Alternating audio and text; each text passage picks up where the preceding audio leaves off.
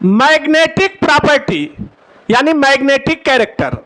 अगर हम सब्सटेंस की बात करें तो तीन तरह के सब्सटेंस देखने को यूजुअली मिलते हैं, पैरामैग्नेटिक सब्सटेंस, डायामैग्नेटिक सब्सटेंस और तीसरा है फेरोमैग्नेटिक सब्सटेंस। ये तो खामखा खून पीता रहता है।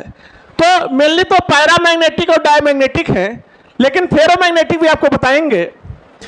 तो ये कैसे आइडेंटिफाई करेंगे कि कोई सब्सटेंस पैरामैग्नेटिक है, डायामैग्नेटिक है या फेरोमैग्नेटिक है, इसका तो हम आपको ट्रिक सिखा देंगे अभी। और ट्रिक जैसे आपको बताएंगे बच्चों, ट्रिक देख के ही आप तुरंत बता देंगे, पेन भी उठाने की आवश्यकता आपको नहीं पड़ेगी, तुरंत बता देंगे ये पैरामैग्नेटिक है, डायामैग्नेटिक है या फेरोमैग्नेटिक है।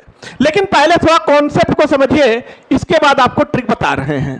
कहते हैं मान लीजिए कहीं पर आप मैग्नेटिक फील्ड लगाइए, कहीं मैग्नेटिक फील्ड लगा हो, उस मैग्नेटिक फील्ड में अगर आप कोई सब्सटेंस डाल रहे हैं और वो सब्सटेंस अगर मैग्नेटिक फील्ड की तरफ अट्रैक्ट हो रहा है, आकर्षित हो रहा है, इसका मतलब है वो सब्सटेंस पैरामैग्नेटिक है।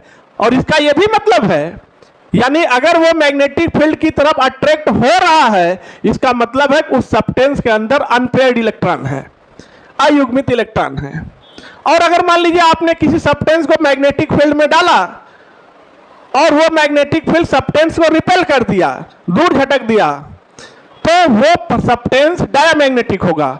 और इसका यह भी मतलब है, यानी उस सब्सटेंस के अंदर कोई भी अनपेयर्ड इलेक्ट्रॉन नहीं है, यानी जितने इलेक्ट्रॉन हैं वो सारे के सारे इलेक्ट्रॉन पेयर्ड इलेक्ट्रॉन हैं। तो ऐसे सब्सटेंस जिनमें अनपेयर्ड इलेक्ट्रॉन होंगे वो पैरामैग्नेटिक, और जिसमें अनपेयर्ड इलेक्ट्रॉन नहीं होंगे वो डायामैग्नेटिक। अब तीसरा आता है फेरोमैग्नेटिक। तो भैया फेरोमैग्नेटिक कोई नया नहीं है। कहते हैं जो पैरामैग्नेटिक है, अगर बहुत ज्यादा पैरामैग्नेटिक हो जाएगा तो उसी को हम बोलने लगेंगे फेरोमैग्नेटिक। तो हमें पता कैसे चलेगा कि ये सर ज्यादा पैरामैग्नेटिक है? बच्चों पता चलेगा, अगर नंबर ऑफ अनपेयर्ड इलेक्ट्रॉन एक रहेगा सिंगल तो भी पैरामैग्नेटिक हो जाएगा, और नंबर ऑफ अनपेयर्ड इलेक्ट्रॉन 5, 7, 8, 6 जितने भी रहेंगे तो भी पैरामैग्नेटिक होगा। यानी जैसे जैसे नंबर ऑफ अनपेयर्ड इलेक्ट्रॉन बढ़ेंगे पैरामैग्नेटिक कैरेक्टर बढ़ेगा।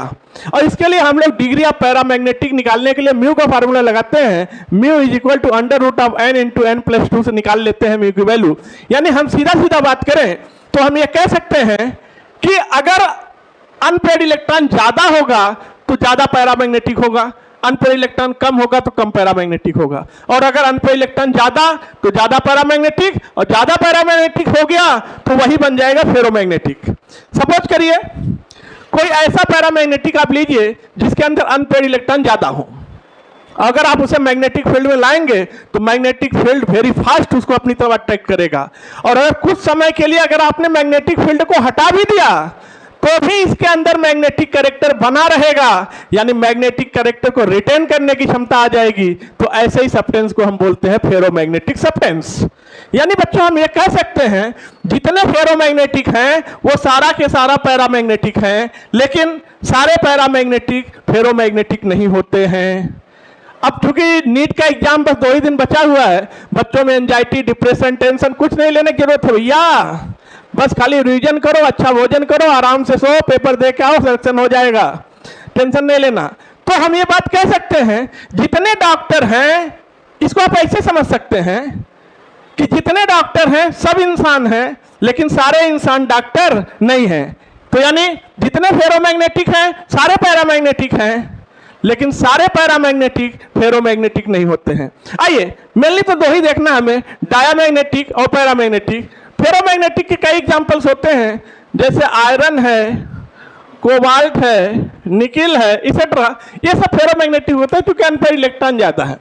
जब हम ट्रिक से कैलकुलेट करना चाहेंगे, ट्रिक से खेलना चाहेंगे कि कैसे निकालेंगे ट्रिक से डायामैग्नेटिक और फेरोमैग्नेटिक, जो बहुत ज्यादा क्वेश्चन आपके नीट और जेईई के एग्जाम में आता है।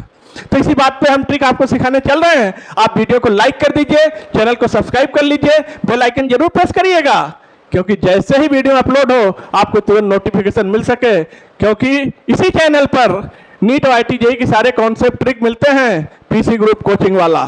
तो प्यारे बच्चों जरा ट्रिक को समझना। कहते हैं कि मान लीजिए कोई आयन हो या एटम हो या मॉलिक्यूल्स हो, कुछ भी हो सकते हैं। अगर ये पैरामैग्नेटिक होंगे, अगर इफ हैविंग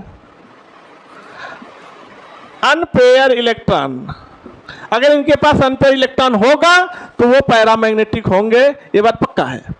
दूसरा, इफ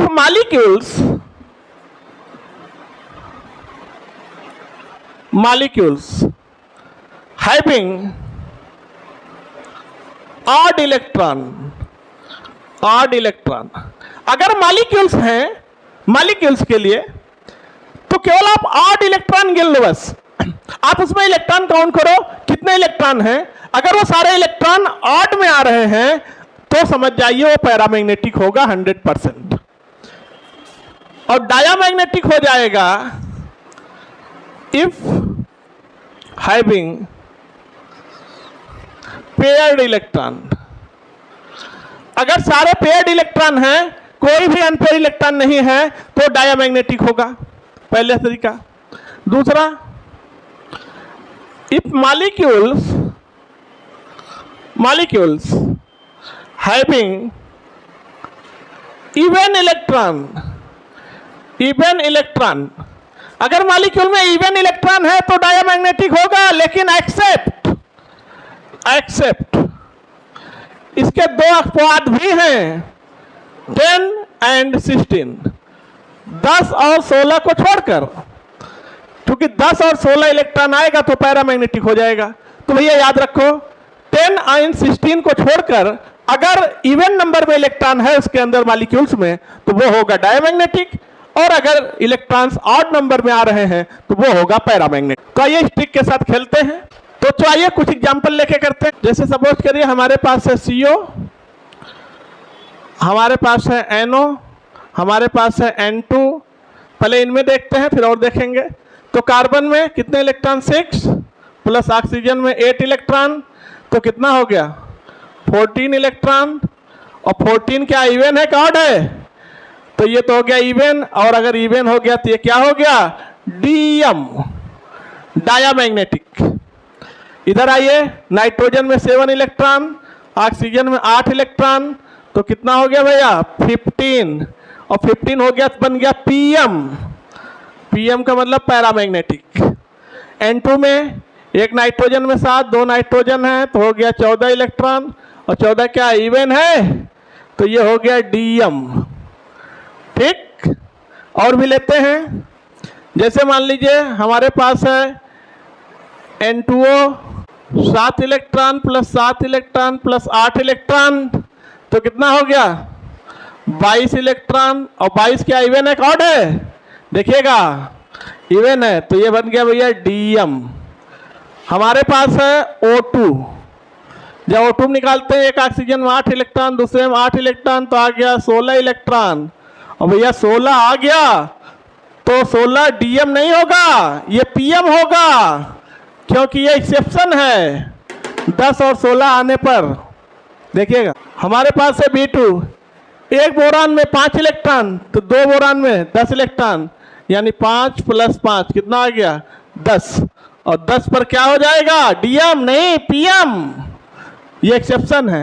तो इस तरह से फटाफट ट्रिक लगा के तुरंत देख लेते हैं कि हमारे पास ऑड इलेक्ट्रॉन है या इवन इलेक्ट्रॉन है। अगर इवन इलेक्ट्रॉन है तो डायमैग्नेटिक 10 and 16 को छोड़कर, और अगर ऑड इलेक्ट्रॉन है तो पैरामैग्नेटिक। तो प्यारे बच्चों, आप लोग वीडियो को लाइक कर दीजिए, चैनल को सब्सक्राइब कर लीजिए, बेल आइकन प्रेस कर दीजिए।